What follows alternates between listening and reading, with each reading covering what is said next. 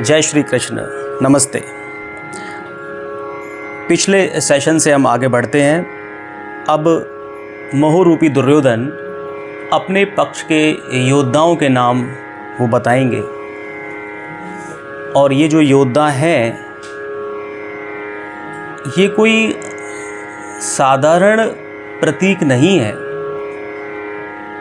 हमने पिछले सेशंस में जो नाम लिए हैं, जो विजातीय प्रवृत्तियां हैं, अभी YouTube पर अभी किसी शैलजा लवानिया ने भी ये प्रश्न पूछा था, विजातीय क्या होता है। तो मैं बता दूं, विजातीय मतलब हम समझते हैं जो ईश्वर से आपकी दूरी को बढ़ा दें, ईश्वर से आपकी दूरी को बढ़ा दें, जैसे क्रोध, अटैचमेंट, राग, जेलस, हेट, मान अपमान की चिंता होना, डर होना, ये सभी जो दुर्गुण हैं वो विजातीय तत्व हैं। लेकिन यहाँ पर जो बात होगी, अब जो मोह जो अपने पक्ष के जो उन शूरवीरों के नाम गिनाएगा, वो जिन प्रवृत्तियों के हैं, तो विजातीय प्रवृत्तियां वो भी विजातीय प्रवृत्तियां, लेकिन विशेष प्रकार की विजातीय प्रवृत्तियां हैं।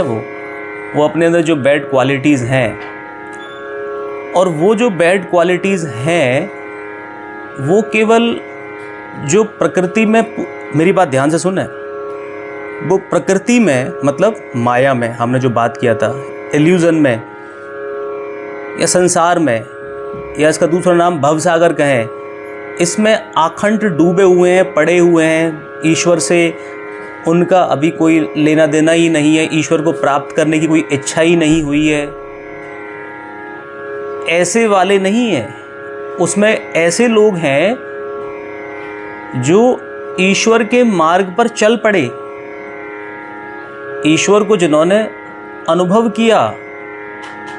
जिन बातों की हम बात करते हैं कि हम ईश्वर के पक्ष में रहें या माया के पक्ष में रहें, ईश्वर मतलब हम योग की भाषा में पुरुष भी कहते हैं उसको, और माया को प्रकृति, मतलब पुरुष की क्षेत्र में रहें या हम प्रकृति के क्षेत्र में रहें, वो ईश्वर के क्षेत्र में रहने वाले हो चुके थे, अच्छे साधक थे। इसके बावजूद भी वो विजातीय प्रवृत्ति में क्यों है? इसका मतलब ये है कि मेरी बात, इस बात को बहुत ध्यान से आप सुने, बहुत गहरी बात है। हम एक अच्छे मार्ग पर चल पड़े हैं, हम ईश्वर की साधना वाले हैं, समझ रहे हैं आप, अच्छे गुणों का विकास है, फिर भी आपका प्रकृति में खो जाने की संभावना, माया के लपेटे में आने की संभावना बनी रहेगी। सरगम शर्मा ने प्रश्न किया था कि भगवान माया को बनाते ही क्यों है, जब वो चाहते हैं कि माया से वो दूर रहकर वो मेरे क्षेत्र में आए। यही प्रश्न किया था। और यहां पर ये श्लोक जो आने वाला है, जिन युद्ध के मोह रूपी दुर्योधन के ओर से युद्ध लड़ने वाले जो वॉरियर्स हैं, जो एक्सपर्ट हैं अपनी अपनी क्षेत्र में, वो जो लोग हैं वो ऐसे लोग हैं जिनकी ईश्वर की तरफ साधना वाले थे, और फिर कैसे वो और एक स्तर पर आगे बढ़ चुके हैं, सम्मानजनक भी वो लोग थे, रेस्पेक्टेबल। इवन पांडवों के मन में भी उनके प्रति श्रद्धा का भाव था, जो कि सजातीय गुणों के, अच्छे गुणों के प्रतीक हैं, यहाँ पर सिंबॉलिक है, सिंबल्स हैं।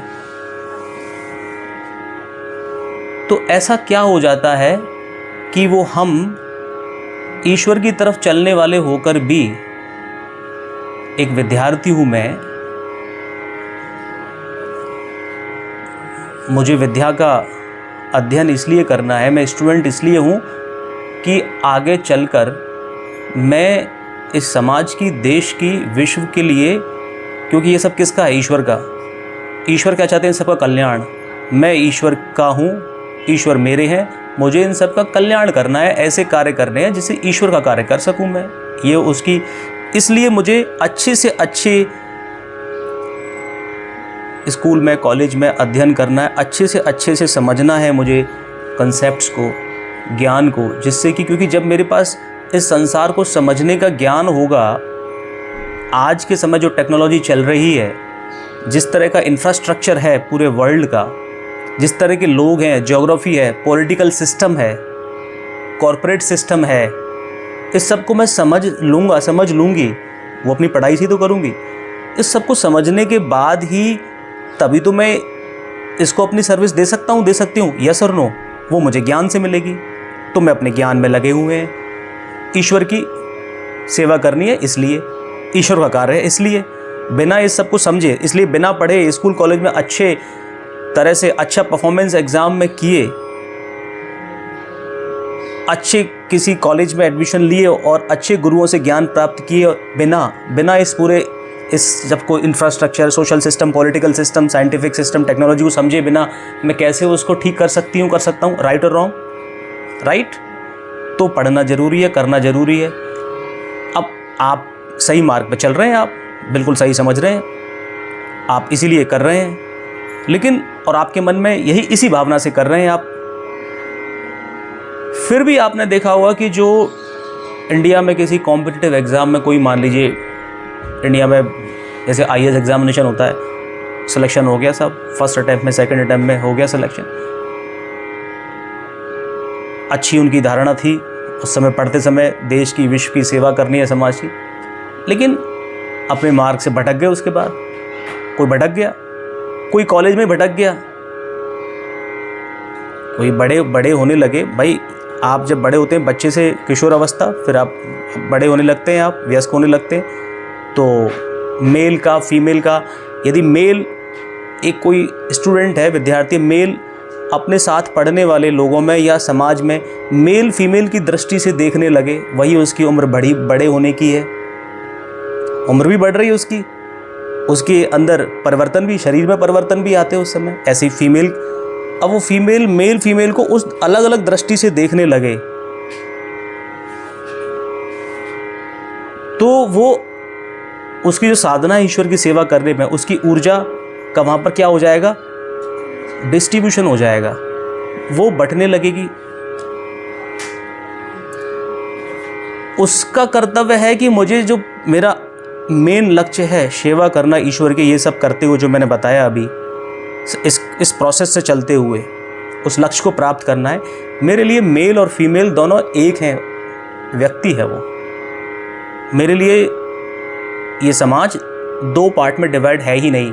25 वर्ष तक, या जब तक मेरा, अभी मैं अपने करियर को स्टार्ट नहीं करती हूँ, मेरे लिए व्यक्ति है, कोई मेल या फीमेल नहीं है। आगे बढ़ते जाएंगे। जो मैंने पहले एग्जाम्पल दिया, आप टॉप आ गए किसी, इंडिया में है तो जैसे इंडियन एडमिनिस्ट्रेटिव सर्विस में आपका सिलेक्शन हो गया, अच्छी रैंक आ गई, आपने बड़ा जल्दी सिलेक्शन हो गया, आपका लक्ष्य तो था ईश्वर की सेवा करना, देश की सेवा करना, लेकिन बाद में जो आपको क्या मिलने लगेंगे, आपको बड़े बड़े प्रलोभन मिलने लगते हैं, प्रलोभन मिलने लगे, आप उसमें फंस जाएं, आप अपने बारे में ही सोचने लग गए, गलत कार्य करने लग गए, या कोई बिजनेसमैन है तो बिजनेस के पॉइंट ऑफ व्यू से, कोई जॉब करता है जॉब के पॉइंट ऑफ व्यू से, कोई पॉलिटिकल लीडर है उस पॉइंट ऑफ व्यू से, क्योंकि सारी चीज़ें हैं किसके लिए? सेवा करने के लिए। आपका भला तो अपने आप हो जाएगा। Are you with me? चाहे कोई भी प्रोफेशन आपने चूज़ किया है, आपका भला तो अपने आप हो जाएगा जब आप देश की सेवा, ईश्वर की सेवा कर रहे हैं। लेकिन आप ऐसे भटके कि आप करते अच्छी सोच के साथ में, मेरा इस सब को बताने के पीछे ऑब्जेक्टिव क्या है, आप सब कुछ अच्छा करते हुए भी आप माया के चंगुल में आ गए और आप उन दुर्गुणों में फंस गए। आसक्ति, मोह, द्वेष, मैं औरों से बेटर हूँ, I have something which is not with others, so I am special, मान की, अपमान की चिंता, फिर उसके साथ में दूसरे दुर्गुण अपने आप आते चले जाएंगे। तो ये यहाँ पर जो अब मैं जो नाम बताने वाला हूँ, इसके उन नायकों के, विजातीय प्रवृत्ति के जो नायक हैं, ये वो कैटेगरी के नायक बताए वो हैं यहाँ पर, जो उन्होंने अपनी जो करियर की बात करें, उनके करियर की, उनकी आप यदि बाद में आपको टाइम मिले या हमें समय मिले, हम उनके बारे में थोड़ा बहुत यदि मुझे लगा संभव हुआ तो मैं उनका थोड़ा सा हिस्ट्री बताने की कोशिश भी करूँगा। अच्छे साधक रहे हैं वो, अच्छी कैटेगरी के, उन्होंने उनके अंदर अच्छे गुणों का विकास रहा है, उन्होंने अपने जीवन को निर्माण किया है, उसके बावजूद भी वो उन विजातीय तत्वों में फंस गए, ईश्वर से कैसे विमुख हो गए, और उनका फिर विजातीय प्रवृत्तियों का जो रिजल्ट होता है वो तो क्या होता है, उनका तो नाश ही होना है, उनका तो नष्ट ही होना है उनको। वही उनके साथ भी हुआ। तो अब मैं इनको एक एक नाम लूँ, उससे पहले मैं सरगम शर्मा के उस प्रश्न को लेना चाहूँगा। उन्होंने कहा कि ईश्वर फिर माया बनाते ही क्यों हैं, यदि उनको चाहते हैं कि वो मनुष्य जो है मेरी माया में ना फंसकर मेरे क्षेत्र में आए। यस, यही प्रश्न किया था सरगम शर्मा ने।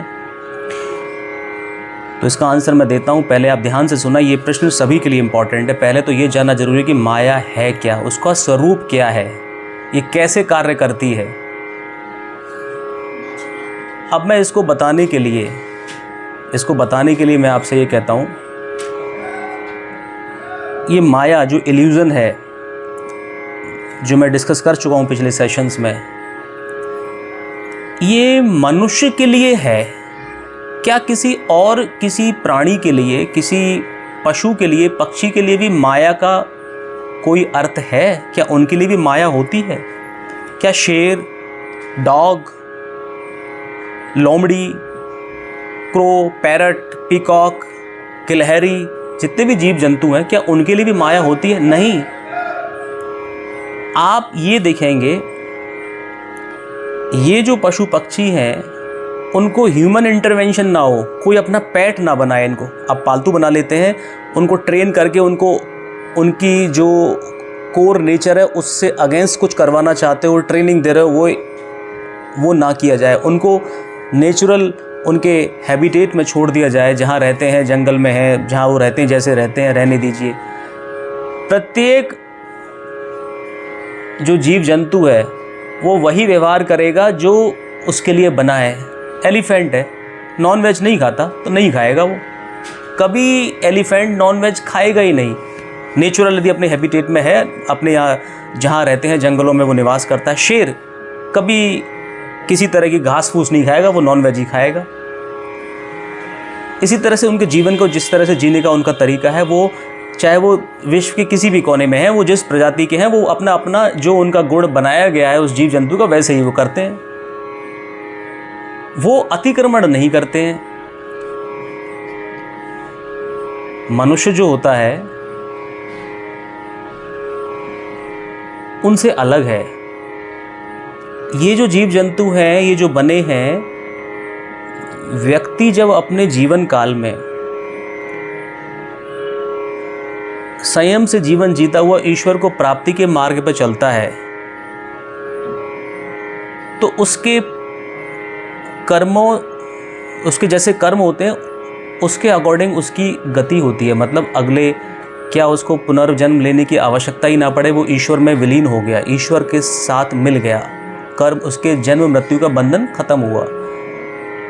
उसके एवरेज कर्म के लेवल के कर्म होते हैं, वो दोबारा मनुष्य बनता है। वो कैसे परिवार में कैसी जगह जन्म लेगा, वो क्या करेगा, वो भी उसके कर्मों पर निर्भर करता है, उस पूर्व जन्म के। और यदि उसका प्रवृत्ति विजातीय प्रवृत्तियों में कोई एक गुण वाला, दुर्गुण वाला हो गया, तो उसी तरह के जीव में उसको जन्म लेने पड़ेंगे अगले जन्म में। और वो उसकी उस दुर्गुण वाली जो प्रवृत्ति है, उसको उस जन्म में उसी तरह के दुर्गुणों जो कहो या क्वालिटी कहो, उसके साथ ही उसको वो जो जन्म है, जैसे मान लो डॉग का जो नेचर है, जीवन देखो आप, एक लॉयन का देखिए, एक मंकी का देखो, वो अपनी उसकी जो विशेषता है उसके इर्द गिर्द जीवन जीता है। शेर नॉन वेज ही खाता है। अब हो सकता है जो नॉन वेज ही खाता है मनुष्य में, उसको नॉन वेज इसके अलावा उसको अच्छा ही नहीं लगता, तो उसको अगले जन्म में वो हो सकता है ऐसा कोई प्राणी बने, अब उसके अंदर कोई दूसरी और क्वालिटी भी हो, वीरता जैसी हो, या लीड करने की, कोई अच्छे लोगों मतलब अच्छा कार्य करने की। नॉनवेज भी खाता है लेकिन वो लीड भी करता है, उसके अंदर शूरवीरता भी है, अच्छे गुण भी हैं, तो वो लॉयन भी बन जाए। या कोई दूसरे जो होते हैं, कोई जानवर जो उतने शूरवीर नहीं है लेकिन वो नॉनवेज खाते हैं, उनमें से कुछ बन जाए, ऐसे किसी प्राणी के रूप में जन्म। तो वो भोग की, वो केवल भोग भोगने वाली योनियां हैं, पशु हैं, पक्षी हैं। आप समझ रहे हैं? मनुष्य जो है, मेरा ये बताने के पीछे उद्देश्य है, जो मनुष्य है, मनुष्य भगवान ने जो मनुष्य को बनाया उसको अपने जैसे क्वालिटीज़ देकर उसको उन्होंने, उसकी जो रीच है, उसकी डायमेंशंस उन्होंने बहुत ज़्यादा की, बहुत ज़्यादा बनाई है उसकी, किसी पशु पक्षी में नहीं है। अब आपका माया का जो प्रश्न जो है यहाँ पर इस तरह से इसका आंसर है, आप ये समझिए, एक शार्क टैंक एक टीवी सीरियल आता है, शार्क टैंक सीज़न 1 आया था, सीज़न 2 शुरू हो चुका है उसका, जिसमें कोई बिजनेस आइडिया है, आप उनके पास जाएं, पसंद आता है तो वो आपको इन्वेस्ट करते हैं आपके आइडिया में। देखा है आपने, सुना होगा आपने, देखा होगा आपने।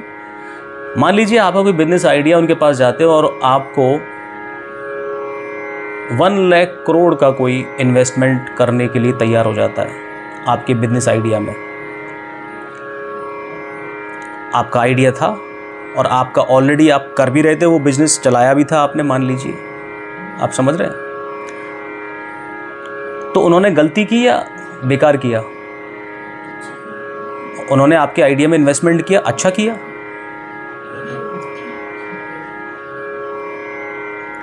तो आप बहुत कुछ कर सकते हैं उससे।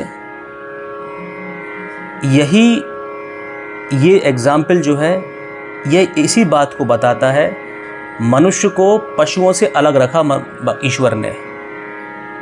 उन्होंने मनुष्य को, आप मेरी बात ध्यान से सुने, उसको इतनी, एक शेर जो होता है वो मैक्सिमम क्या कर सकता है, उसकी जो क्षमता है लिमिटेड ही है, शेर तक ही सीमित है, वो उतना ही कर सकता है। ही कैनॉट फ्लाई। क्या कभी शेर को आपने आकाश में उड़ते हुए देखा है? आपने नहीं देखा ना आपने। उसकी क्वालिटी उतनी ही है और वो अपनी उस क्वालिटी का अतिक्रमण नहीं करता, उतनी ही है। लेकिन मनुष्य ने एरोप्लेन बना लिए, वो आकाश में उड़ रहा है ना। मनुष्य तैरता भी, उसने अपने पानी के जहाज भी बनाए हैं। यस और नो? मनुष्य, आप और मैं आमने सामने बात कर रहे हैं, हमारी ये जो रिकॉर्डिंग हो रही है, इसको यूएसए में बैठा हुआ कोई व्यक्ति भी देख सकता है, सुन सकता है। लाइव करते हैं तो लाइव भी देख सकता है, सुन सकता है। ये किसने क्रिएट किए? ये माया ही तो है। ये माया के ही तो एक अलग अलग प्ररूप है। ये क्रिएट हो गए, हुए नहीं हुए, क्रिएट हुए। क्या किसी आज तक की भी किसी भी एनिमल ने, आपने देखा है उन्होंने टेक्नोलॉजी इंफ्रास्ट्रक्चर में कोई डेवलपमेंट किया हो? शेर अपनी गुफाओं में ही रहते आए, तब से चिड़िया घोंसला ही बनाते आई। कभी चिड़िया ने, कभी किसी चिड़िया ने जो एक महल बना लिया है या कोई बहुत बड़ा इंफ्रास्ट्रक्चर, उसने मल्टी स्टोरीज बिल्डिंग बनाई है, आज तक कभी चिड़िया ने, चाहे वो आज से 10,000 साल पहले रही हो या आज भी हो, चिड़िया वैसी की वैसी है। उन्होंने कोई डेवलपमेंट किया है क्या? नहीं किया ना। लेकिन मनुष्य ने कितने डेवलपमेंट किए हैं। तो ये जो डेवलपमेंट जिसको हम कहते हैं, जिसको हम देखते हैं, समझते हैं, करते हैं, ये क्या है? ये एप्लीकेशंस ऑफ माया है, एप्लीकेशंस ऑफ इल्यूजन है। किसकी है? ईश्वर की है। उसको ईश्वर के इस पूरे सिस्टम में से, पूरे इस एटमॉस्फेयर में से, इस नेचर में से अनफोल्ड करने वाला, मतलब उसको बाहर निकाल देने वाला कौन है? मनुष्य है। क्या आज जो हम wifi, internet, mobile communication, IT जो यूज़ करते हैं, ये टावर लगी हैं, सैटेलाइट लगे हैं, इसी एनवायरनमेंट में लगी हैं। यदि इस सिस्टम को आज से 10,000 साल पहले लगाया जाता तो ये उस समय भी ये सब रिजल्ट देता नहीं देता? यस। इसका मतलब इस सब की क्षमताएं तो पहले भी थी, मनुष्य ने डेवलपमेंट करते हुए निकाल दिया, मतलब माया में से निकाल दिया। तो यदि आपको 1 लाख करोड़ देकर शार्क टैंक के लोगों ने गलती नहीं करी, तो मनुष्य को ये एबिलिटी देकर कि इसमें से माया को क्रिएट कर सके, माया से एप्लीकेशंस निकाल सके, तो ईश्वर ने गलती करी है, सही किया है? गलती किया ईश्वर ने? नहीं, ईश्वर ने गलत किया, सही किया है? ईश्वर ने तो आपको एबिलिटी देके सही किया ना। शार्क टैंक वालों ने आपको 1 लाख करोड़ रुपए देके सही किया ना।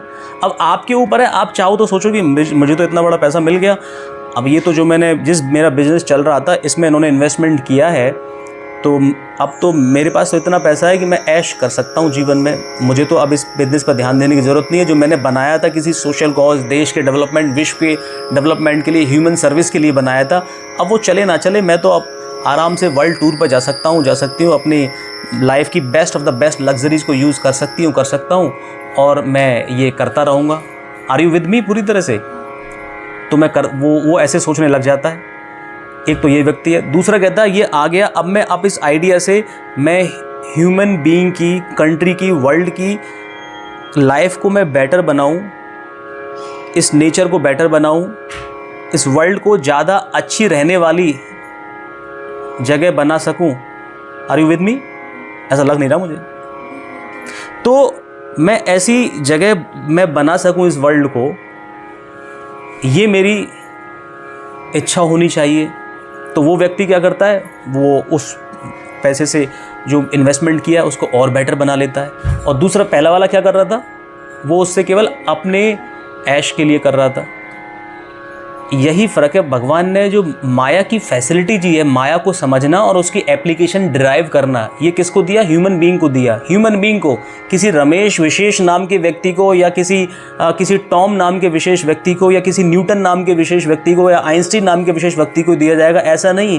This ability to understand this maya, which is power, you can call it the power also, this understanding, this power, this illusion, maya, this facility has been given to all human beings.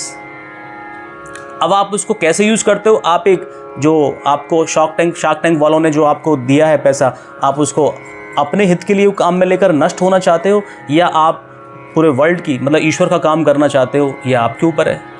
अब बताइए, ये माया ईश्वर अब वो उन्होंने क्यों दिया shark tank वालों ने, कि आप इस आइडिया को, क्योंकि आइडिया अच्छा है आपका, ये लोगों की सर्विस भी करेगा, बेटर भी, लाइफ को बेटर भी करेगा और इस काम को आगे बढ़ाएगा, अच्छा करेगा, उन्होंने इसलिए दिया। लेकिन आप उस मार्ग पर, आप उनकी फ़िलॉसफी से अलग होकर अपना काम करने लग गए, तो उन्होंने गलती की या उनका सोच तो सही था? तो ईश्वर ने जो माया क्रिएट की, ईश्वर और मनुष्य को दी, किसी और जीव जंतु को तो नहीं दी। किसी भी जीव जंतु ने कोई डेवलपमेंट नहीं किया टेक्नोलॉजी में।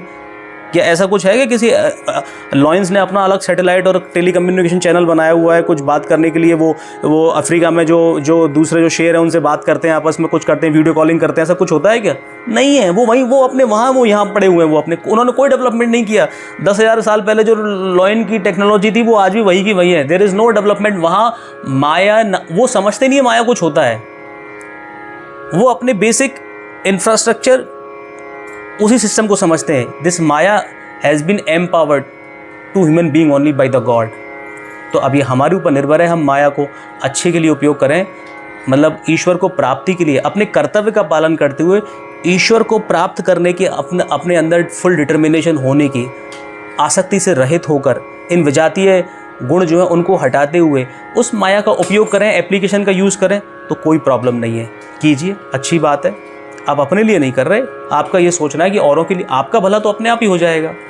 या फिर आपको ये हो कि मुझे इस सब की आवश्यकता ही नहीं है। ऐसे लोग हैं भाई, मैं ना तो मुझे अपने लिए, ना मैं इस माया के चक्रव्यूह में पढ़ना ही चाहता हूँ। मैं तो बेसिक अपनी मिनिमम अपने कार्य को करते हुए जो संतोष से मुझे प्राप्त हो जाए उसको लेते करते हुए जीवन को मैं जीना चाहती हूँ। Are you with me? लग नहीं रहा मुझे, बार बार आप दूसरी जगह देख रहे हैं ऐसा लग रहा है मुझे। तो आप अपने जीवन को जीना चाहते हैं, आप अपने जीवन को जीना चाहते हैं, तो आपको इस माया से सजग रहना होगा।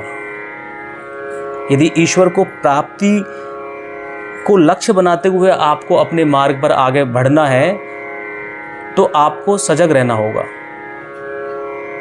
आप सेवा करें, सेवा करते हुए आप लक्ष्य ईश्वर को ही रखें। आपका लक्ष्य बना रहे, उससे भटक ना जाएं, इसके लिए सजग रहना पड़ेगा। और जो दूसरा व्यक्ति जो मैंने बताया, उसको तो मिनिमम मेरी आवश्यकताएं पूरी हो जाएं और मैं अपना कार्य कर रहा हूँ, उस कार्य को करते हुए मैं अपने समाज की इस विश्व की जो भी मेरे परव्यू में आता है उसकी सेवा करते हुए मैं ईश्वर को प्राप्त करूं, इसी अवधारणा के साथ वो जीवन जीता रहता है। संतोष है उसे ये है कि मैं माया का मेरे ऊपर प्रभाव ना पड़े, कोई भी विजातीय गुण मुझको किसी भी तरह से अफेक्ट ना कर दे कहीं, वो इसमें सतर्क रहता है। उसे तो यश की कामना बिल्कुल नहीं है कि मेरा कोई नाम हो, प्रशंसा हो, उसे कोई इच्छा नहीं है। वो तो बेसिक मिनिमम वस्तुओं पर वो प्रसन्न है। उसके लिए दूसरी किसी भी ऐश्वर्य से, भोग की वस्तुओं से उसका कोई लेना देना ही नहीं है। ऐसे लोग भी हैं। तो माया से बिल्कुल जैसे ऐसे लोग हैं जो अभी बिल्कुल सन्यासी बने हुए हैं, वो किसी आश्रम में या किसी पहाड़ पर, किसी पर्वत पर, किसी गुफा में वो तप कर रहे हैं। उन्होंने जीवन में अर्जित ही नहीं किया किसी भी तरह से, धन ऐश्वर्य को समझा ही नहीं उन्होंने, तो किसी ने तो विवाह तक नहीं किया, वो अपना ईश्वर में अपना पूरा ध्यान लगाए हुए हैं। ऐसे लोग हैं। ऐसे लोग भी हैं जिन्होंने कभी इसके प्रति अपनी आसक्ति नहीं रखी, देश की सेवा कर रहे हैं, देश के ऊंचे पदों पर आसीन हैं। ऐसे लोग भी हैं। कर रहे हैं या नहीं कर रहे हैं? ऐसे लोग भी हैं। और ऐसे लोग भी हैं जो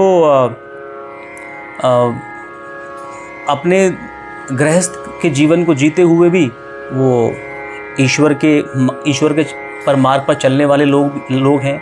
बस इन सब लोगों में, इन सभी लोगों में बस कॉमन चीज़ ये है कि वो माया को अपने ऊपर हावी ना होने दें, वो ईश्वर के मार्ग पर चलने वाले हैं। तो आपका जीवन इनमें से किसी भी प्रकार का हो सकता है, गृहस्थी हो या कोई ब्रह्मचारी हो, मतलब उसने विवाह ही ना किया हो, या ये किया है और वो बहुत ऊंचे पदों पर आसीन है विश्व के और देश के, लेकिन अब वो किसके लिए कर रहे हैं? ईश्वर के लिए कर रहे हैं। उस माया का प्रयोग, वो माया को पूरी तरह से वो उनके चारों ओर इर्द गिर्द होती हुई दिखती है, लेकिन वो that is not for them self. वो खुद तो बहुत ही साधारण तरीके से और साधारण वस्तुओं से ही संतुष्ट रहने वाले हैं। They are using this maya, this illusion for helping others, making this world a beautiful place to live for every human being. Get my point? तो माया हमेशा आपके लिए कोई लाइबिलिटी नहीं है। माया लाइबिलिटी नहीं है। माया आपके लिए असेट हो सकती है यदि आप ईश्वर की सेवा करने का अपने मन में संकल्प लेते हैं। तो ये प्रश्न था सरगम का जो मैंने आंसर देने की कोशिश की है। तो माया ईश्वर इसलिए नहीं देते कि आपको ईश्वर से दूर चले जाएं। उन्होंने इसलिए दिए कि वो ईश्वर के कार्य, जो ईश्वर जो कार्य करना चाहते हैं मनुष्य के लिए, उन कार्यों को उस मनुष्य के द्वारा, जो इस माया, जिनके नियंत्रण में आ सकती है, इस माया के द्वारा वो ईश्वर के कार्य को कर सकें। इस बात को ना समझकर वो केवल अपनी ही कामनाओं को संतुष्ट करने के लिए उस माया को ओन करना, अर्जित करना, ज़्यादा से ज़्यादा अपने आसपास ही, मेरे पास ही होना करने लगे, तो वो उस ईश्वर से विमुख होता जाएगा। ये ईश्वर नहीं चाहते हैं। अब मैं उन दुर्योधन जो मोह का प्रतीक है, उसकी सेना में जो नायक हैं उनके नाम बता रहा हूँ। वो ऐसे नायक हैं जो ईश्वर के मार्ग पर चलने वाले हैं, ईश्वर की प्राप्ति करने वाले हैं। फिर भी वो विजातीय गुण के क्यों हैं? आपको मालूम चलेगा कि आप भी इस मार्ग पर आगे बढ़ेंगे। आप सभी अच्छे विचारों के, ईश्वर की साधना वाले लोग हैं, तभी तो आप इन सेशन को अटेंड कर रहे हैं। आप अपने अंदर वो परिवर्तन चाहते हो, ईश्वर से मिलन चाहते हो, ईश्वर से ओतप्रोत होना चाहते हो। तो कहीं हम मार्ग पर चलते चलते हम उन शूरवीरों की तरह जो विजातीय प्रवृत्ति के नायक हो गए हैं, मोह के, दुर्योधन के पक्ष वाले हो गए हैं, कहीं ऐसा ना हो जाए, क्योंकि ऐसा होने की संभावना, ऐसा होने का डर हमेशा है। जैसे मैंने पिछले सेशन में बताया था, लेश मात्र भी ईश्वर से दूरी यदि बनी हुई है तो माया अपना काम कर सकती है। आपको सचेत रहने की जरूरत है।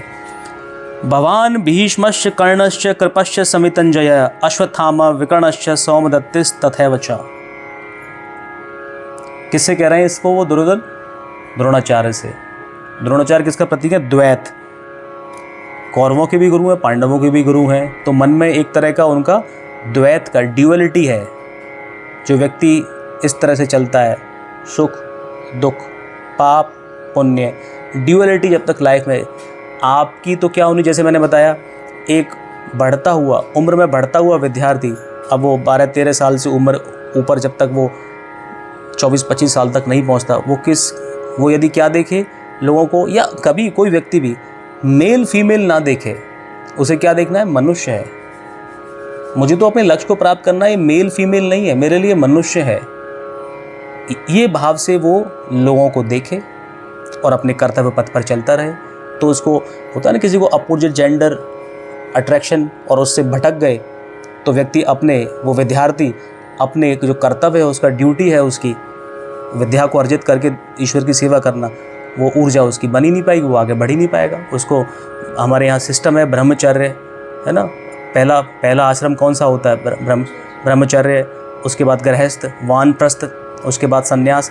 तो उस यदि आश्रम का पालन नहीं कर पाया तो वो सर्वश्रेष्ठ बन ही नहीं पाएगा, तो गृहस्थ में सर्वश्रेष्ठ दे कैसे पाएगा, उसको वहाँ फिर ज़्यादा कार्य करना पड़ेगा। इसलिए हमें उस कर्तव्य का ध्यान रखना है, ड्यूअलिटी में नहीं पड़ना है, द्वैत का आचरण नहीं करना है। वो द्वैत के आचरण वाले उनकी कह रहे हैं, तो द्रोणाचार्य हैं अपनी सेना में, दूसरे हैं भीष्म, ये मोह के सेना के लोग हैं। ये द्रोणाचार्य बहुत ज़बरदस्त गुरु थे, उनके अंदर बहुत ज़बरदस्त क्वालिटी थी। अर्जुन को अर्जुन किसने बनाया, द्रोणाचार्य नहीं बनाया, लेकिन द्वैत का आचरण है। तो आपके अंदर भी सोचो, आप क्या उन्होंने ईश्वर की साधना नहीं करते होंगे, वो ईश्वर को प्राप्त करने के मार्ग पर आगे नहीं बढ़े होंगे? यदि नहीं होते तो इतने बड़े गुरु बन कैसे जाते वो? लेकिन उनके अंदर एक क्या क्वालिटी, क्या ऐसी विजातीय गुण रह गया उनके अंदर, ड्यूअलिटी, द्वैत। भीष्म तो मतलब उनका नाम हमेशा सम्मान से ही लिया जाता है, लेकिन फिर भी वो उनकी सेना में रह गए। अपना कर्तव्य समझते थे कि मुझे तो अपने इस राज्य की रक्षा करनी है, मुझे इसके साथ खड़ा होना है, लेकिन भ्रम था उनका। भ्रम ये था कि मुझे पांडवों के प्रति प्रेम था कि पांडव सही है। कृष्ण के भक्त थे वो, श्री कृष्ण के भक्त थे वो, अपोजिट सेना में है। तो कहीं भ्रम बना हुआ है, डाउट है।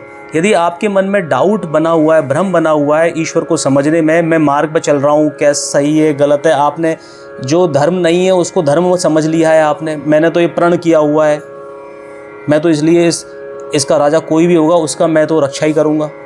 अरे जो राजा जो बना हुआ है इस समय यदि वो सही नहीं है तो तो आपका कर्तव्य क्या होना चाहिए? फिर भी साथ दोगे, लड़ोगे उसकी तरफ से। तो भ्रम था ना, भ्रम बना हुआ था हमेशा। फिर तीसरे कृपाचार्य थे, बहुत बड़े साधक थे, विशेष प्रकार की उनके अंदर योग्यताएं थी। कृपाचार्य ये किसका प्रतीक है? ये क्या कहना चाहते हैं कि व्यक्ति जब अपने मार्ग पर आगे बढ़ता है, व्यक्ति मार्ग पर जब आगे बढ़ता है ईश्वर की साधना में, मैं आपको इसको बताने से पहले एक चीज़ मैं इसमें आपको बताना चाहूँगा। देखिए, हम शरीर हैं, इस शरीर की काम करने की रेंज है। आपका हाथ कितना दूर चला जाएगा? क्या 10 फीट दूर जा सकता है? क्या नहीं जा सकता? ध्यान से सुना इस बात को। आपके हाथ की एक रेंज है, कितना है? 2-2.5 फीट किसी की हो सकती है, ज़्यादा हो। पैर की रेंज जो आपका लेग है उसकी रेंज कितनी होगी? ठीक है, किसी की हो सकती है 4, 5, 6, 7 फीट। कोई जंप मार दे तो किसी को भाई कोई 10 फीट की मान लीजिए कोई जंप दे, इतनी रेंज हो गई। खुशबू या बदबू आपको आ सकती है, हो सकता है आपको 200-300 मीटर तक ही किसी को खुशबू आ जाए, ये रेंज हो सकती है। रेंज समझो इस बात को। आप कान सुन, हो सकता है आपको 2 किलोमीटर तक की आवाज़ भी सुनाई दे जाए, आपकी 2 किलोमीटर रेंज हो गई आपकी। आँख से कितना दिखता है? हो सकता है आपको सामने बहुत दूर दिखे, आपको 20-25 किलोमीटर दूर तक का बहुत कोशिश करें दिख सकता, हो सकता है आपकी रेंज हो गई आपकी 25 किलोमीटर। आपके शरीर के अंगों की रेंज है, इनकी लिमिट है। अब आप आर यू विद मी पूरी तरह से? यदि आप पूरी तरह से मेरे साथ नहीं है तो बहुत इंपॉर्टेंट चीज़ मिस कर सकते हो आप। तो जितने भी लोग सुन रहे हैं, आप इस वीडियो को देख रहे हैं, बी विद मी, ये क्योंकि गहरी बातें हैं। आपको आवश्यकता लगे तो बाद में भी बार बार सुने इस वीडियो को, आप देखें इसको। अब आपका जो मन है उसकी रेंज क्या है? मन बैठा बैठा चांद के बारे में भी सोच सकता है, यूएसए में, ऑस्ट्रेलिया में कोई आपका कोई मित्र रहता है, कोई रिलेटिव रहता है, उसके बारे में सोच सकता है? सोच सकता है? उसकी रेंज कितनी ज़्यादा है? रेंज है, आपने हाथों की रेंज है और आप डिफरेंस भी ला सकते हैं, चीज़ों को उठा भी सकते हैं, मतलब आप कर भी सकते हैं। हाथों से आप रेंज भी है और कर भी सकते हो। आंखों से देख सकते हो, लेकिन आप देखकर चीज़ों को आपने देखा कि ये पेड़ है, इस पर ये कुछ ऐसा कुछ लटका हुआ, ये हटा देना चाहिए, ये सुंदर नहीं लग रहा। लेकिन आप आंखों से देखकर उसको उस समय वहीं की वहीं खड़े हुए हटा नहीं सकते। आप देख तो सकते हो लेकिन कुछ परिवर्तन नहीं ला सकते। सुन सकते हो, परिवर्तन नहीं ला सकते वहीं की वहीं पर, जब तक कि कुछ आप किसी को कुछ कहो ना, खुद जाकर करो ना उसको। ऐसे ही मन है, मन ने सोच तो लिया, चांद है, आज पूर्णिमा का चांद दिख रहा है, मुझे अच्छा लग रहा है बस। लेकिन चांद पर कुछ कर सकते हो क्या आप? यूएसए में कुछ कर सकते हो क्या? मन ने सोचा। बुद्धि आपके अनुभव से, आपके ज्ञान से चीज़ों को सोच लेती है। आपने सोचा कि कैसे हमारा जो वाटर लेवल नीचे जा रहा है, मिट्टी जो है उपजाऊ नहीं रह रही है, उसके क्वालिटी ख़राब हो रही है ज़्यादा यूरिया वगैरह डालने से, इसकी अच्छी फसल नहीं देने में सक्षम नहीं रहेगी। ये आप बुद्धि सोच लेती है, लेकिन क्या कुछ कार्य कर सकती, सोच सकती है, अच्छे सॉल्यूशन दे सकती है, लेकिन रिजल्ट तो नहीं ला सकती। इसकी रेंज है बुद्धि की, चीज़ों के सॉल्यूशन निकालने की। ये आपके शरीर की मैंने बताई, शरीर की सेंस ऑर्गन्स, इसी तरह से कर्मेंद्रियाँ बताई मैंने, हाथ पैर, जो मेरे 5 कर्मेंद्रियाँ होती हैं, मन की बताई, बुद्धि की बताई, रेंज है ये तो आपकी इनकी रेंज है। आप एक सामान्य मनुष्य हैं, लेकिन आपके अंदर कौन है? एक आत्मा है। आप आत्मा कहो, ईश्वर का रिप्रेजेंटेटिव कहो उसको, या ईश्वर कहो, परमात्मा कहो, आप पुरुष कहो, वो आपके अंदर है, आपके अंदर विराजमान है, तो वो आपकी आत्मा है ना। तो इन सब चीज़ों की एक रेंज है, तो आत्मा की भी रेंज होगी, है या नहीं? आत्मा की भी रेंज होगी। तो आत्मा की जब रेंज होगी तो वो उसकी रेंज क्या होती है, ये प्रश्न आपके मन में आना चाहिए। और आपके अंदर सबसे यदि कोई ज़बरदस्त कोई वस्तु आपके अंदर है तो वो आपकी आत्मा है। वो इन सब जो चीज़ें बताई हैं मैंने आपके शरीर की, उनसे सबसे ज़्यादा उसकी बड़ी रेंज है आत्मा की। आत्मा आपके अंदर है, मेरे अंदर भी है। आपके और मेरे बीच में जो स्थान है, यहाँ भी आत्मा है। पूरे इस पृथ्वी पर और विश्व में, ब्रह्मांड में वो आत्मा है, परमात्मा हर जगह है। तो यदि पूरे ब्रह्मांड में सब जगह इस निराकार रूप से वो ब्रह्म जो है, ईश्वर विद्यमान है मेरे अंदर, जब मेरे से संबंधित है तो वो आत्मा कहलाता है, और सब जगह है तो पर ब्रह्म कहलाता है, वो है। तो हम उसके लिए क्या हैं? ये क्या मेरा, ये क्या है? ये क्या है मेरा? ये क्या है मेरा? आत्मा थोड़ी है, ये हाथ है। ये क्या है मेरा? ये मेरा कौन सा हाथ है? लेफ्ट। ये राइट हाथ है। मुझे यहाँ पर खुजली हुई, राइट में खुजली हो रही है, राइट हैंड वो खुजली हुई, तो मैंने क्या किया? लेफ्ट से सही कर लिया। आप ईश्वर के लिए, प्रत्येक मनुष्य जो भी संसार में चीज़ें हैं वो उसके शरीर के अंग ही हैं। जब आप ईश्वर की साधना वाले हो जाते हैं, प्योर हो जाते हैं आप प्योरिटी आपके अंदर आने लगती है, सजातीय गुणों का विकास होने लगता है, आपके अंदर मोह का अंत होने लगता है, आप बिल्कुल प्योर होने लगते हैं, तो आपके अंदर आत्मा एक्टिवेट होने लगती है, आत्मा की रेंज बनने लगती है।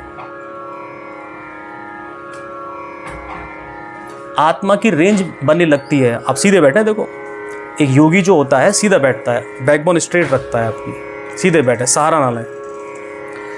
तो जो आत्मा की जो है उसकी रेंज बनने लगती है उस व्यक्ति की। जब वो व्यक्ति कैसा होने लगता है? ईश्वर के मार्ग पर चलने वाला हो गया और कुछ प्राप्त होने लगता है, बेटर होने लगता है। उसका रिजल्ट क्या होता है? उसके अंदर कुछ उसकी आत्मा की रेंज मिलने से कुछ घटनाएं होने लगती हैं। कैसे? देखो, और ये प्रत्येक व्यक्ति के अंदर, अभी मैं जो बताऊंगा, ये प्रत्येक व्यक्ति ने अपने जीवन में महसूस किया होगा, लेकिन मान लो क्योंकि अभी इन सजातीय विजातीय गुणों का पता नहीं है, ये कैसे काम होता है, अध्यात्म को पता नहीं है, इसलिए उनको ठीक ठीक पता नहीं है, लेकिन हो जाता है। जैसे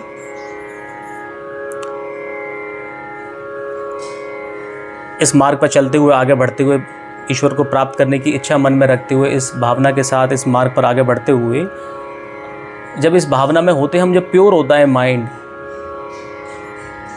आप सोचते हैं और वो चीज़ें वो होती है, हो जाती है, होने लगती है। अब कल की ही बात है, मुझे ऑफिस के लिए एक सेलो टेप चाहिए था। मुझे आवश्यकता थी, कई दिनों से याद नहीं आ रहा था, मैंने कहा ले लेता हूँ। तो मैंने अपनी डॉटर से कहा, जब मैंने लिया मेरे साथी, मैंने कहा आप इसको मुझे याद दिला देना, मैं ऑफिस जाऊँगा, ले जाऊँगा इसको। ये कल मैंने कहा, आज मैं, अब मुझे लेके तो कल जाना है वो, आज मैं मन में सोच रहा था मुझे सेलो टेप का यूज़ वहाँ लेना है, कैसे करना है, क्या मुझे कैसे इसको यूज़ करना है, मैं सोच ही रहा था। तभी वो ऐसी जगह पर रखा हुआ है जो सबको आते जाते दिखता है। दिख तो वो सुबह से सभी बार बार ही दिख रहा था, डॉक्टर को भी दिख रहा है। अब वो मेरे से कहती है कि पापा आपको वो सेलो टेप ले जाना ऑफिस, याद रखना उसका, क्योंकि मैंने उनसे कहा था। अब आप सोचिए, मैंने जब उसके बारे में सोचा कि मुझे काम आएगा, उसी समय उन्होंने, दिन भर में कितनी बार देखा उनको, आज तो छुट्टी है घर पर, सुबह से 100 बार से ज़्यादा देख लिया होगा, लेकिन जिस समय मैंने सोचा उसी समय उनको भी याद आया। मैं जबकि उस सेलो टेप के पास नहीं, किसी दूसरे स्थान पर था, दूसरे कमरे में था, बालकनी में था, और उन्होंने मुझे बताया कि आप उसको ले जाना। अब बताइए, मैंने सोचा उसी से संबंधित कुछ, उन्होंने भी उसी समय सोचकर और मुझे बताया आप ले जाना उसको। उसकी कोई चर्चा भी नहीं थी, बात भी नहीं थी। ये क्यों हुआ, कैसे हुआ? ये है आत्मा की रेंज। जब आप कभी जब आपके अंदर वो प्योरिटी होती है, ईश्वर की तरफ साधना वाले होते हैं, तो जो आपकी आत्मा जो है, वो आत्मा तो जो मेरे अंदर है वही आपके अंदर है, वो सबके अंदर है। आप समझ रहे हैं? तो जैसे ये हाथ, दूसरे हाथ को यहाँ से उसने खुजली हुई, हटा लिया, मच्छर है उसको हटा दिया यहाँ से, ठीक है, गंदगी को हटा दिया। वो आत्मा तो सब जगह एक ही है।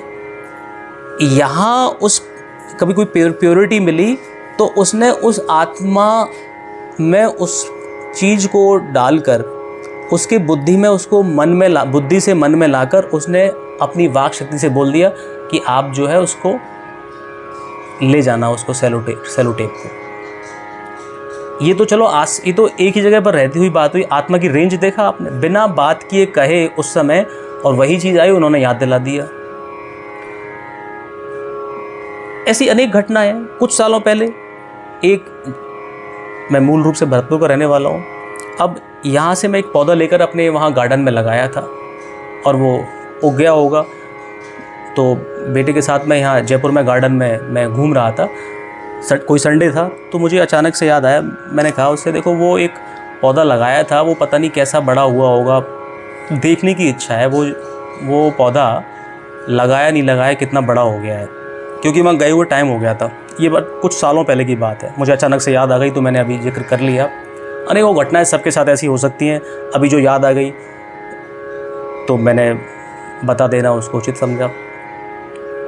तभी मोबाइल था, मोबाइल में मैसेज आया कि फ़ोटो भेजते हैं ना, जैसे घर पे देखो ये फ़ोटो खिंचाया मैंने, सेल्फी लिया या पेरेंट्स की फ़ोटो ली है, ऐसे कोई फ़ोटो आया। उसको मैंने, जब वो विचार आया कि वो पौधा कैसा लग रहा होगा, उस फ़ोटो को जैसे ही मैंने देखा, वो फ़ोटो गार्डन में लिया हुआ था और उस जगह लिया हुआ था जो वो पौधा मैंने लगाया था, और उसको मैंने जूम करके देखा, वो पौधा मुझे दिख गया कैसा लग रहा है। मतलब रेंज यहाँ से, मैंने तो कहा नहीं मुझे फ़ोटो भेजो, नहीं कहा ना, लेकिन क्योंकि आत्मा तो मेरे अंदर भी है और वहाँ ब्रदर ने भेजा उसके अंदर भी है, और वहाँ से वो रेंज वहाँ से हुई, उनको मन में विचार आया ये फ़ोटो होना चाहिए, और देखिए, और आपको वो चीज़ें, उन्होंने किस लिए फ़ोटो लिया वो उनका प्रयोजन था, लेकिन आपके लिए वो चीज़ उपलब्ध हो गई, हो गया। घर आ रहे हैं, बताइए पापा मम्मी ने आज क्या खाना बनाया होगा, क्या बनाया होगा, कोई विचार नहीं, घर में वो सब्जी भी नहीं, कुछ भी नहीं है, लेकिन अचानक से निकला कि तोरई की सब्ज़ी बनाई होगी। तो ये पापा कोई ऑप्शन बताओ ना, और ये नहीं हो तो 4-5 सब्जियों के नाम बताइए। नहीं तोरई ही बनी होगी। और मैंने वो घर आके देखता है, मम्मी क्या खाना बनाया आपने? तोरई की सब्ज़ी बनाई है। वो आश्चर्य में, ऐसा कैसे हो गया? तो जब आप प्योरिटी की तरफ होते हो तो रेंज जो है आपकी, जो रेंज है ना, ये बात यहाँ से यूएस से भी हो सकती है। ये मेरा कहने का मतलब, ये तो हम तो ये तो जो घटनाएं हैं साधारण मनुष्यों की हैं, जो थोड़ा बहुत प्योरिटी की तरफ चल रहे हैं, अभी साधारण मनुष्य हैं हम तो। लेकिन जो एक योगी हैं, साधक हैं, आदि योगी हैं, महादेव हैं, भगवान श्री कृष्ण हैं, ऐसे जो श्री गणेश हैं, कार्तिकेय हैं, मीराबाई रही हैं, कबीरदास जी हैं, गुरु नानक हैं, ऐसे जितने भी लोग जो रहे हैं, जो साधक रहे हैं, वो इतने प्योर हो जाते हैं। उनकी रेंज, जैसे कहते हैं ना, महादेव के बारे में आपने सुना हुआ कि वो, उनको क्रोध आए तो प्रलय आ जाए। यदि किसी पर वो कुछ भी कर देते, उन्होंने त्रिशूल से जो है काशी में जो है उन्होंने वहाँ पर, पहले तो गंगा थी नहीं, तो जो वहाँ पर उन्होंने जो शिवलिंग स्थापित करना है, विश्वव्यापी शिवलिंग स्थापित करना है, उसके लिए जल की जो आवश्यकता होगी, उन्होंने वहाँ से एक बड़ा कुंड बन गया, उसमें से जल की हो गई, तो उन्होंने किया और वो चीज़ हो गई। तो ये मैं क्या कहना चाहता हूँ, उन्होंने अपने शिवलिंग को दिया और वहाँ पर तालाब बन गया, कुंड बन गया। उन्होंने कैसे हो गया? क्योंकि उस पृथ्वी के अंदर कौन है? परमात्मा है। महादेव के अंदर भी महादेव तो स्वयं परमात्मा है, उन्होंने तो उस लेवल के वो हैं। तो और वो तो मतलब हम तो भगवान शिव की, उनके गुणों को, उनके बारे में हम कुछ कह सकें 0.0001% भी उनको हम वर्णन नहीं कर सकते। हमारी बुद्धि तो तुच्छ है ऐसे योगी के बारे में कुछ, उनकी हम तो उनको वर्णन ही नहीं कर सकते, उनके बारे में कुछ कह ही नहीं सकते, इतने विशेष हैं वो। तो उनकी प्योरिटी तो उस लेवल की है, तो इसलिए वो जो चाहे वो चीज़ें हो जाया करती थी। आप समझ रहे हैं? ये है आत्मा की रेंज। वो चाहे, आपने देखा होगा जब युद्ध लड़ा जा रहा था, ऐसा कुछ था कि सनसेट थोड़ा सा लेट हो जाए तो युद्ध में परिणाम कोई ऐसा युद्ध था कि परिणाम थोड़ा सा पांडवों के फेवर में हो सकता। सनसेट ही डिले हो गया। क्यों? क्योंकि उनके पक्ष में कौन थे पांडवों की में? वो तो ईश्वर है, स्वयं ईश्वर है वो तो उनकी प्योरिटी की तो हम कल्पना भी नहीं कर सकते। उन्होंने चाहा, सनसेट लेट हो गया। मतलब आत्मा की रेंज सन तक है, तारों तक है। तूफान आ सकता है, शांत हो सकता है बैठे बैठे। आत्मा की ये रेंज होती है। आप समझ रहे हैं? Are you with me? आत्मा की रेंज आपकी बुद्धि, मन, शरीर, इंद्रियां, कर्मेंद्रियों से कितनी ज़्यादा है, इस बात को आप ध्यान से, मैं कह तो रहा हूँ, लेकिन सुनने वाले कितना अभी ग्रहण कर पा रहे होंगे, क्या समझ पा रहे होंगे, ये उनकी अभी साधना का जो अभी जिस लेवल पर है तभी समझ पाएंगे, या जब कभी उन्नत होगा तो उनको उस चीज़ को समझ में आएगा। लेकिन आप सबकी यहाँ पर जो आप सुन रहे हैं इस वीडियो को, इसका मतलब कहीं ना कहीं भगवत कृपा है तो सही, आप साधना के किसी न किसी लेवल पर ही हैं, तभी तो आपको वो ये सुनने के लिए आप समय और इस तरह का अवसर या संयोग बना है जो आप सुनना चाह रहे हैं। तो ईश्वर आपको आपकी साधना के मार्ग पर आगे बढ़ाए, यही हमारी शुभकामनाएं हैं। इस बात को कहने का मेरा मतलब क्या रहा कि आत्मा की रेंज कितनी हो सकती है। लेकिन कृपाचार्य जी की जो बात कर रहा हूं मैं यहाँ पर, वो अच्छे ज्ञानी थे, लेकिन शिव जी कृपा करते हैं किसी पर, ये बात समझ में आती है, कर सकते हैं शिव जी कृपा, क्योंकि वो प्योरेस्ट ऑफ द प्योरेस्ट हैं, वो कर सकते हैं। लेकिन जो अभी ईश्वर को पूर्णतः प्राप्त नहीं किया है, अभी पूर्णता नहीं आई है, उससे पहले कोई किसी पर कृपा करे, कृपा करने की भावना मन में रखे, तो दया करे किसी पर और कृपा करने की सोचे कि ये मेरे अंदर ये चीज़ें हैं, तो वो नष्ट हो जाएगा, अपनी साधना से गिर जाएगा। वो कृपाचार्य जी की दुर्योधन के लिए उपलब्ध हो गए, वो दुर्योधन के लिए उपलब्ध हुए ना युद्ध के लिए, उनको तो क्या हुआ, युद्ध जीते क्या? नहीं जीते। सीता जी, सीता माँ है लेकिन मनुष्य रूप में है अभी, पूर्णता को नहीं है। सीता जी ने रावण पर कृपा करना चाहिए, वो भेष बदल कर आया था, लेकिन वो उस पूर्ण स्थिति में नहीं थी उस समय, उस भेष को समझ नहीं पाई कि रावण है। उन्होंने नहीं, मुझे एक ब्राह्मण मेरे भिक्षा पर देने आया है, वो नहीं आना चाहता, मैं उनको भिक्षा दे देती हूँ। वो उनकी वहाँ बाहर जाकर गई और वो रावण ले गया उनको। आप कृपा एक लेवल से जब तक अचीव ना हो, आप किसी पर कृपा भी नहीं कर सकते। ये आपके मार्ग में, साधना में बाधा है उन साधकों के लिए। तो ये किसकी बात चल रही है? ये नॉर्मल विजातीय गुणों की बात नहीं चल रही, उन लोगों की जो एक लेवल पर आगे बढ़ चुके हैं। कृपाचार्य जी के अलावा ये अकेले ही जो हैं, ये अभी जो बात चल रही है, भवान भीष्मश्च कर्णश्च कृपश्च समितंजय अश्वत्थामा विकर्णश्च सौमदत्तिस् तथैव च। तो एक तो कह रहे हैं आप स्वयं हैं इसके सेना में योद्धा, द्रोणाचार्य द्वैत का जो प्रतीक है। एक भीष्म है, जो हम क्या माने उनको, ब्रह्म रूपी है, ब्रह्म को वो रिप्रेजेंट करते हैं। तीसरे कौन से? कृपाचार्य है। तो ये कृपाचार्य तो इतने हैं कि ये जो है कि भाई कृपा, महादेव जी किसी पर करते हैं तो कृपा कर दें तो वो कुछ भी कर सकता है, ऐसे थे कि नहीं, महादेव ने कृपा करी, वो क्या से क्या नहीं करते। तो कृपाचार्य हैं, ऐसा इनके हमारी सेना में है। लेकिन कृपाचार्य कृपा किस पर कर रहे हैं? नहीं, कृपा किस पर कर रहे हैं? वो दुर्योधन पर कर रहे हैं भाई कृपा, मनुष्य, आम मनुष्य पर नहीं, दुर्योधन के लिए कर रहे हैं। किसके लिए? मोह के लिए कर रहे हैं। तो क्या ये फलदायी होगी? एक अच्छे साधक होने के बावजूद भी वो कृपा गलत कर रहे हैं। उनको अभी कृपा करने का अभी समझ ही नहीं है कि आप समझ रहे हैं, तो वो गलत होगा। अश्वत्थामा थे उसमें। अश्वत्थामा क्या है?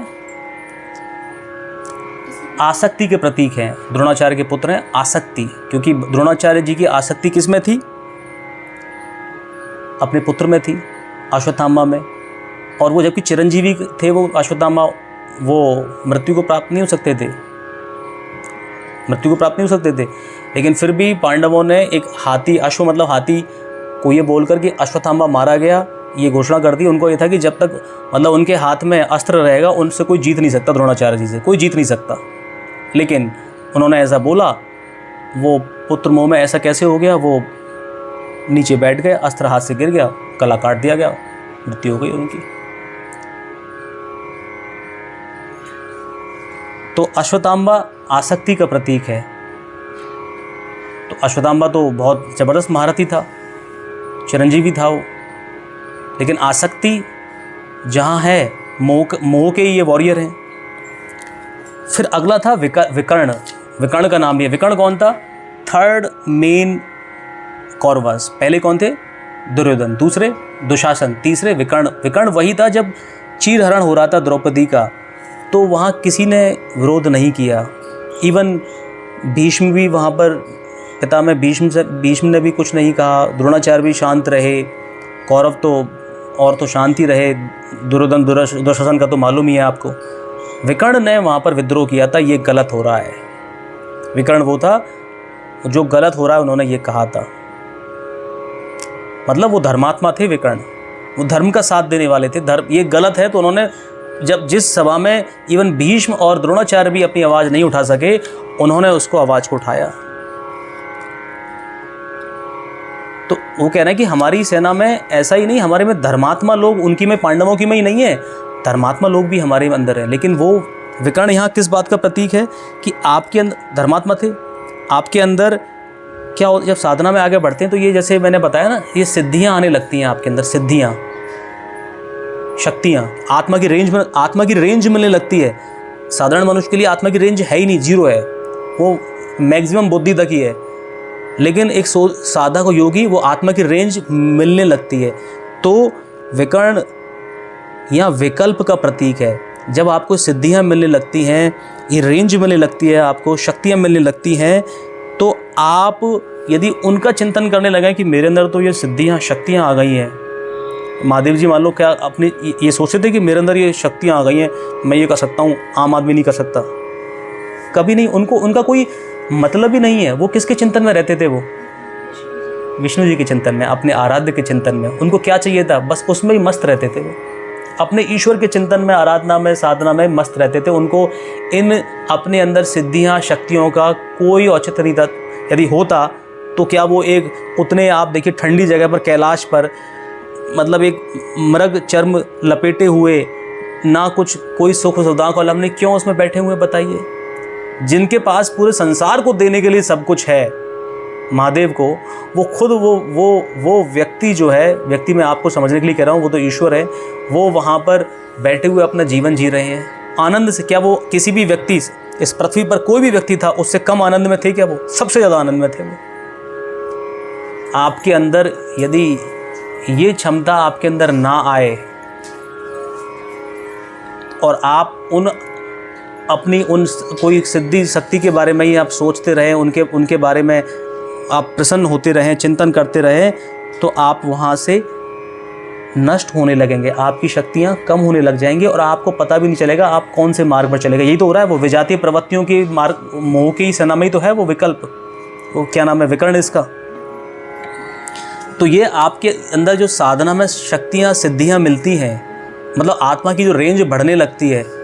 आप मेरे साथ हो, सीधे बैठे हैं आप, शरीर से भी और मन से भी, बुद्धि से भी मेरे साथ रहें। आप जो भी सुन रहे हैं इस समय, आप पूरी तरह से मेरे साथ रहिए, शरीर से, मन से, बुद्धि से, तभी आत्मा की रेंज पहुंच पाएगी,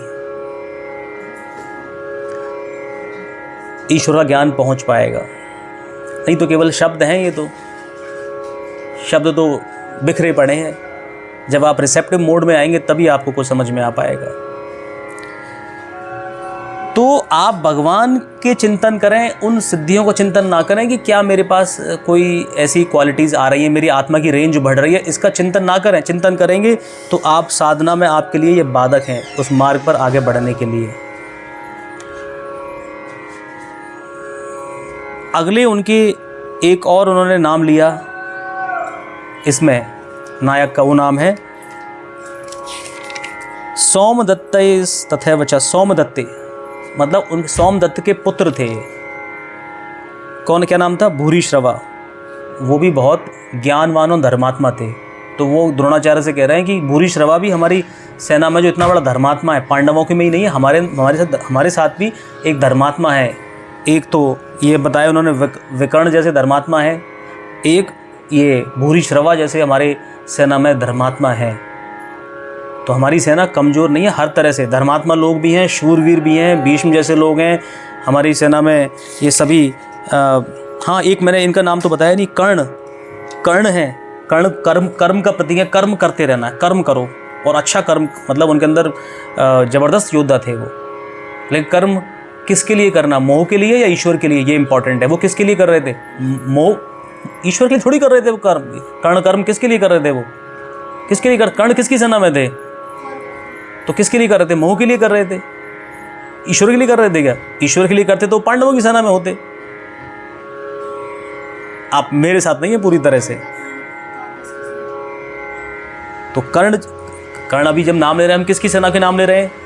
हम ये उनकी सेना में जो विजातीय गुण प्रवृत्ति के जो नायक है उनके नाम ले रहे हैं। तो कर्ण इनकी पांडवों की सेना में कैसे आ जाएगा? ईश्वर वाले कैसे हो जाएंगे? आप पूरी तरह से नहीं है मेरे साथ। तो कर्ण जो है, कर्ण भी उनकी सेना में थे, जो कर्म के प्रतीक है। लेकिन कर्म किसके लिए कर रहे थे? वो मोह के लिए। जबरदस्त योद्धा थे वो, बहुत बड़े दानवीर थे वो। उनका नाम सम्मान से लिया जाता है, कर्ण का नाम भी। उनका जीवन भी रेस्पेक्टेबल था, ऐसा नहीं है। तो आप ये समझें कि ये विजातीय गुण बात हो रही है, साधारण लोगों की बात नहीं हो रही है। जो साधन पथ पर अच्छे चलते हुए लोग हैं, जो भी अपनी साधना से च्युत हो सकते हैं, भटक सकते हैं। खतरा, आप ईश्वर के मार्ग पर चल पड़े हैं तब भी आपके ऊपर बना हुआ है। विकर्ण को समझ लिया। भूरिश्रवा कितने बड़े धर्मात्मा थे, लेकिन क्यों इनकी सेना में क्यों थे? क्योंकि भूरिश्रवा जो है, उनके पिता कौन थे? सोमदत्त थे। सोमदत्त कौन थे?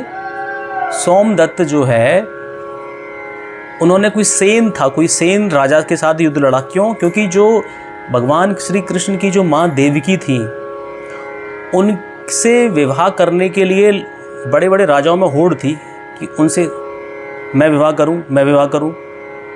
तो वासुदेव जी उनके पिता थे, उनकी तरफ से सेन ने सोमदत्त से युद्ध लड़ा था और वो हार गए थे।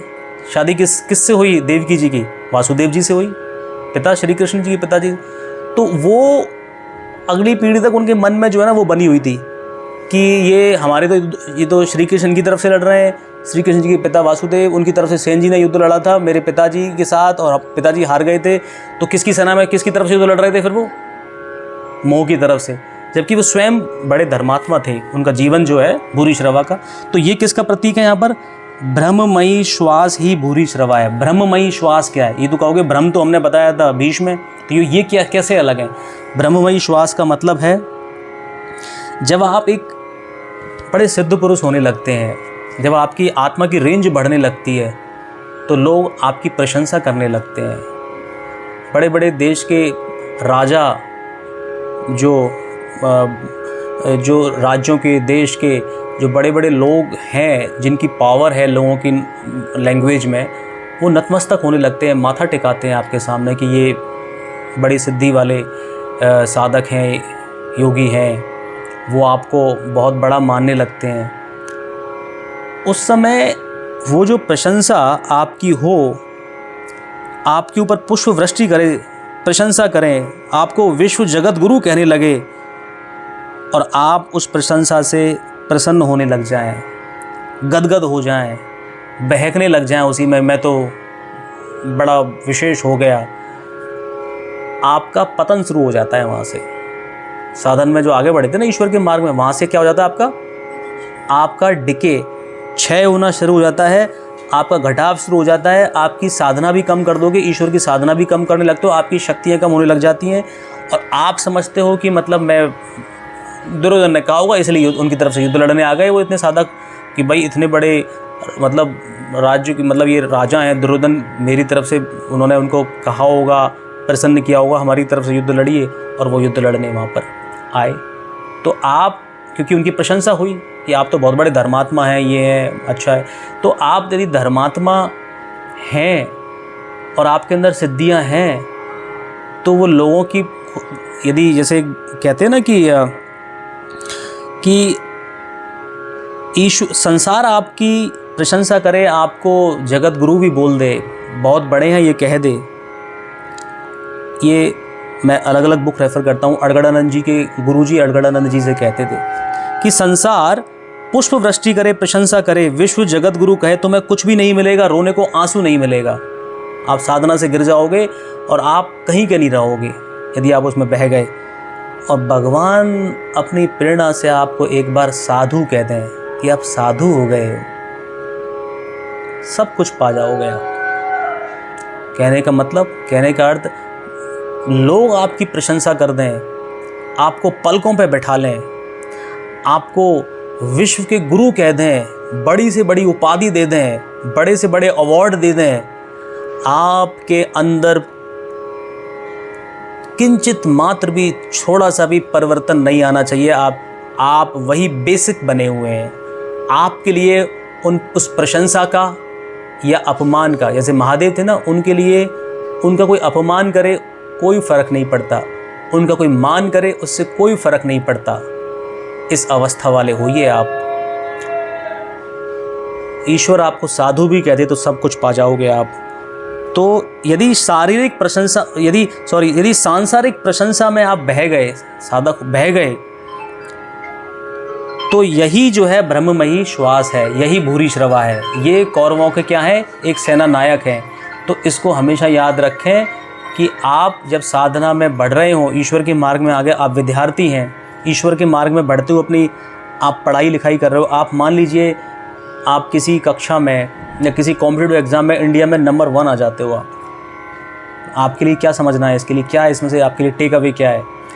आप रैंक 1 आ जाती है आपकी, और आप इतने प्रसन्न हो जाते हो कि कोई आपसे पूछ भी नहीं रहा है। आप किसी आदमी से मिले हो और आपसे कोई बोले, क्या हो भाई, आपसे पहली बार मिला है, क्या है तुम, मतलब आप अपने आप को क्या समझते हो? आप बोलो, आपको पता है मैं इंडिया का टॉपर हूँ मैं। आप गिनाओ इस बात को, या कोई प्रशंसा करे आपकी तो आप प्रसन्न हो जाओ। इसका मतलब आपकी साधना नीचे गिरने वाली हो गई है आपकी। आपको इनसे कोई औचित्य नहीं है, आपको ये मिल गया है। ये क्यों मिला है? आपका अच्छा कर रहे हो, आपको अल्टीमेटली क्या करना है? ईश्वर की सेवा करनी है। प्रशंसा से सिद्धियों की प्रशंसा से, आपकी प्रशंसा से, आपकी अचीवमेंट से आपके अंदर बिल्कुल भी कोई परिवर्तन नहीं आना चाहिए। आपको तो मन में सोचो, क्या परमात्मा आपके बारे में क्या कहते हैं? साधु हो आप, साधु हो गए हो आप। आपके ऊपर मान अपमान का फ़र्क ही नहीं पड़ता, प्रशंसा का, इंसल्ट का, तो आप सब कुछ पा जाओगे। तो ये क्या हो गया? ये संयम का स्तर उन्नत हो गया है, मतलब साधना उच्च लेवल की हो गई है।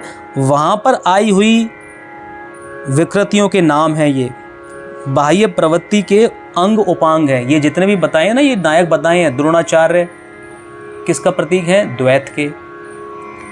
कर्ण किसके प्रतीक है? कर्म। लेकिन कर्म किसके प्रति? मोह के प्रति। कृपाचार्य, इसके अलावा अश्वत्थाम्बा, विकर्ण, भूरिश्रवा कि आप प्रशंसा में बह जाओ। विकर्ण जो मैंने बताया आपको, सिद्धियां मिले उनका चिंतन करते जाओ, अचीवमेंट्स उनका ही चिंतन करते रहो। समझ रहे हो? आपको आपके अंदर कोई क्वालिटीज़ हो जाए, उनकी चिंतन ही करते रहो। तो ये सब, इन सब से सावधान रहने की ज़रूरत है। यदि आप इन सब से सावधान नहीं हुए तो ये आपको आपके मार्ग से गिरा देंगे। तो ये उन्होंने कहा अपने सारे सैनिकों के बारे में। अगले श्लोक में छोटा सा है, अन्य च बहवे शूरा मदर्थे त्यक्त जीविता नाना शस्त्र प्रहरणा सर्वे शुद्ध विचारदा। नवा श्लोक है पहले अध्याय का, कि और भी बहुत से शूरवीर हैं जो अनेक शस्त्रों से युक्त, दुर्योधन कह रहे हैं, ये मेरे लिए जीवन की आशा को त्याग कर युद्ध में डटे हुए हैं, सभी मेरे लिए प्राण त्यागने वाले हैं, किंतु उनकी कोई ठोस गणना नहीं है, इतने सारे हैं वो लोग।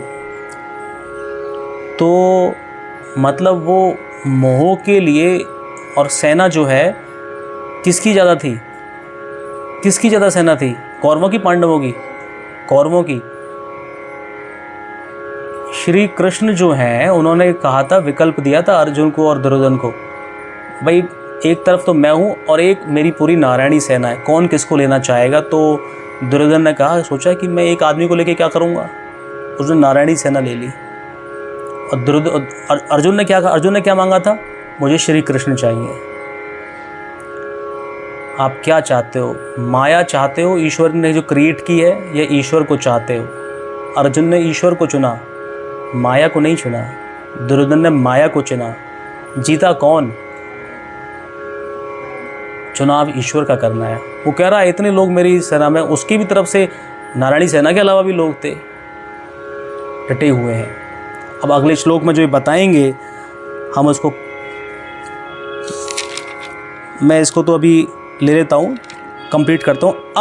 अब कहते हैं कि दुर्योधन कहते हैं, अपर्याप्तम तदस्माकं बलम भीष्माभिरक्षितम पर्याप्तम त्विद मेतेषां बलम भीमाभिरक्षितम, कि भीष्म द्वारा रक्षित, उनकी सेना के सेनापति कौन थे? पांडव कौरवों के भीष्म। भीष्म द्वारा रक्षित हमारी सेना सभी प्रकार से अजय है, मतलब ये जीतेगी। और भीम द्वारा रक्षित इन लोगों की सेना किसकी? भीम किसकी सेना में थे? पांडवों की में। इनके द्वारा जो भीम द्वारा रक्षित सेना जो है, इन लोगों की सेना को जीतने में ये सुगम है। किसकी सेना? हमारी सेना। ये कौन कह रहा है? दुर्योधन। आप सोचो कि वो उनके तो सेनापति भीम नहीं थे पांडवों के, लेकिन भीम का नाम ले रहे हैं। क्यों? क्योंकि भीम से दुर्योधन को मन में मोह को हमेशा बहता, हमेशा हराते आए थे। भीम ताकतवर थे। भीम किसका प्रतीक है? पहले बताया हमने आपको, भाव के, भाव, ईश्वर के प्रति भाव हों। और ब्रह्म कौन है? तो कह रहे हैं कि मतलब मोह सोचता है, मोह के पास कौन है? ब्रह्म है। और भाव है, भाव से जो रक्षित सेना को जीतने में ये भीष्म जो है सुगम है, ऐसा वो सोचते हैं।